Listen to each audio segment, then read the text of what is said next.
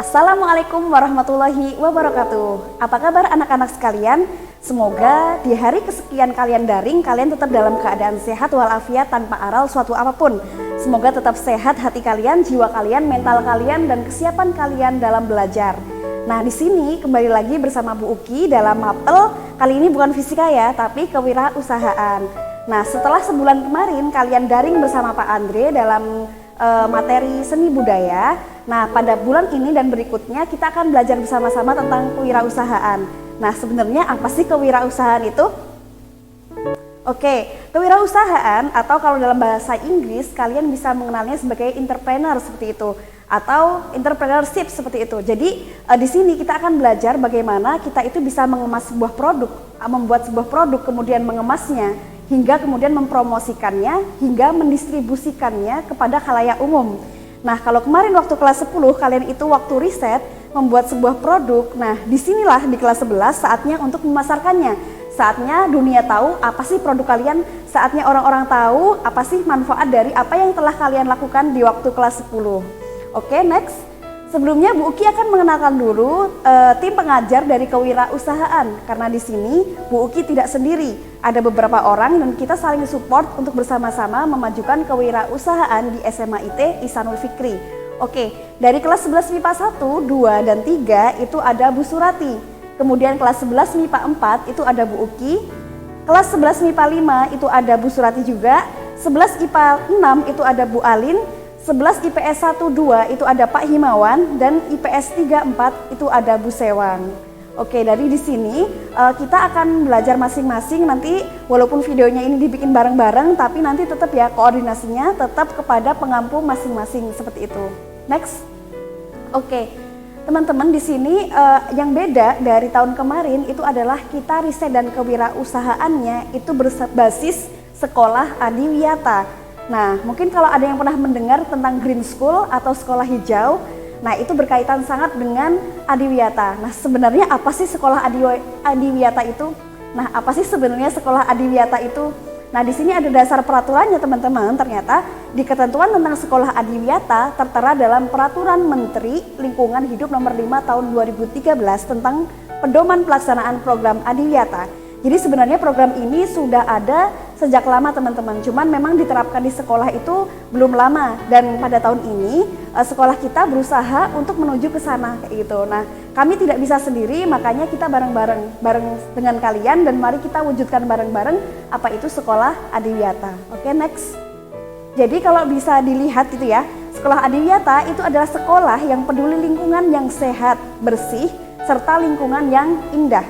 Dengan adanya program adiwiyata diharapkan seluruh masyarakat di sekitar sekolah dapat menyadari bahwa lingkungan yang hijau adalah lingkungan yang sehat bagi kesehatan tubuh kita. Ya, adiwiyata sendiri itu teman-teman berasal dari dua kata Sanskerta, yaitu adi dan wiyata. Adi sendiri mempunyai arti yaitu besar, agung, baik, ideal atau sempurna. Sedangkan wiyata mempunyai arti tempat di mana seseorang mendapatkan ilmu pengetahuan, norma, dan etika seperti itu. Nah, berarti di sini bisa kita simpulkan kalau adiwiyata artinya adalah tempat yang besar, agung, baik, dan indah, yang dimana tempat itu digunakan oleh seseorang untuk mendapatkan ilmu pengetahuan, norma, dan etika. Jadi bisa disimpulkan ya bahwa SMA IT Ihsanul Fikri adalah tempat menimba ilmu, dan kita akan bersama-sama mewujudkan tempat menimba ilmu yang keren gitu ya. Yang keren dalam arti di situ lingkungannya hijau, kemudian bermanfaat, sehat, indah, dan tentunya bisa membuat nyaman dari proses kegiatan belajar mengajar itu sendiri, seperti itu. Oke, next. Nah, apa sih tujuan dari sekolah adiwiyata? Nah, di sini ada tujuannya teman-teman. Apa sih tujuannya? Yaitu mewujudkan warga sekolah yang bertanggung jawab dalam upaya perlindungan dan pengelolaan lingkungan melalui tata kelola sekolah yang baik untuk tujuan mendukung pembangunan berkelanjutan seperti itu. Jadi tujuannya seperti itu. Nanti kita bareng-bareng bedah lagi kalau teman-teman misal belum paham seperti itu. Next. Oke, di sini teman-teman ada rancangan pelaksanaan program adiwiyata tahun pertama. Jadi kalau kemarin kalian riset kelas 10 IPA itu bersama Bu Uki, kemudian 10 IPS bersama Bu Sewang dan Bu Riri seperti itu, kita kan masih bebas ya temanya. Nah, tahun ini untuk adik-adik kalian yang kelas 10 kita sudah mencanangkan sekian tema. Jadi kita memang fokus pada tema-tema berikut seperti itu. Misalnya 10 MIPA 1 ada limbah cangkang telur, MIPA 2 itu minyak jelantah, MIPA 3 itu limbah salak kulit, MIPA 4 itu ekoprint, MIPA 5 itu limbah buah, MIPA 6 limbah daun, IPS 1 limbah elektronik, IPS 2 limbah kayu, IPS 3 limbah kertas, dan IPS 4 limbah plastik. Jadi masing-masing kelas itu sudah dispesifikkan mereka mau bikin apa kayak gitu, dan tujuannya nanti untuk dikembangkan di kelas 11-nya kayak gitu. Nah, kelas 11-nya apa sih? Nah, di kelas 11 teman-teman ada beberapa program Adiwiyata. Nah, ini sebenarnya lanjutan dari kelas 10 kemarin kayak gitu ya. Kalau di kelas 10 itu acuannya itu adalah tetap melaksanakan program seperti tahun pertama. Untuk mapel riset, yaitu semua mapel yang memiliki KD terkait dengan Adiwiyata diharapkan menerapkan pembelajaran berbasis program Adiwiyata yang tertulis dalam RPP seperti itu. Nah, kelas 11 ngapain Bu? Nah, kelas 11 itu kita tugasnya membuat produk atau mengambil data, kemudian membuat laporan bab 1 sampai 5. Nah, itu beberapa sudah selesai waktu kelas 10. Kemudian membuat label, packaging, promosi, distribusi sampai selesai seperti itu. Next. Oke, di sini Bu Uki akan menjelaskan tentang kurikulum dari kewirausahaan kelas 11. Jadi kalau teman-teman mau tahu kegiatan kewirausahaan di kelas 11 ini sangat seru. Kenapa sangat seru? Karena kita akan menilik dari mulai produksi, kemudian pengambilan data. Jadi dari produksi itu kita bisa mengambil sampel seperti apa sih produk kita, apakah layak dijual, apakah layak kemudian untuk dikonsumsi oleh masyarakat luas.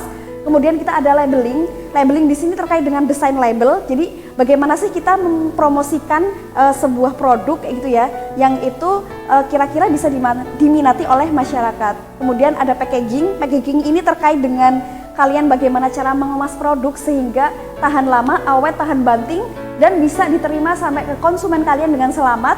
Kemudian yang terakhir ada distribusi. Nah, distribusi ini berarti terkait dengan penyaluran barang. Mungkin teman-teman yang IPS sudah belajar itu semua di ekonomi ya, jadi sudah paham semuanya. Next.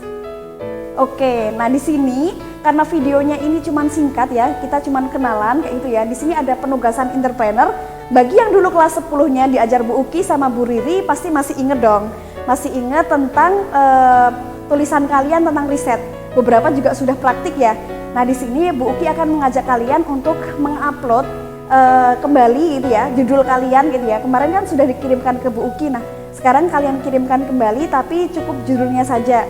Itu yang pertama. Kemudian penugasan yang kedua, silahkan kalian dari lubuk hati yang terdalam, sebenarnya di kelas 11 ada bayangan nggak pengen bikin produk apa seperti itu. Jadi produk inilah yang kemudian akan kita seriusi. Kita mulai bikin produknya, kemudian kita akan bikin labelnya, kita bikin packagingnya sampai distribusinya.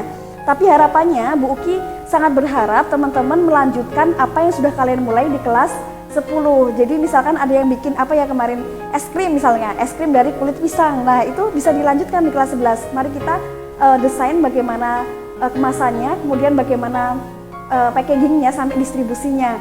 Ada juga yang misalnya bikin apa ya kemarin, kue seperti itu, atau yang bukan produk pun kemudian kita bisa bikin produkan. Insya Allah nanti akan detailnya Bu Uki jelaskan dan guru-guru lain-lain juga jelaskan di Edu Fikri seperti itu.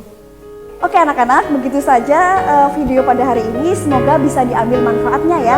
Nah, ingat penugasan tadi, insya Allah teman-teman bisa lihat juga di Edu Fikri. Nah, semoga bermanfaat. Salam entrepreneur, salam businessman.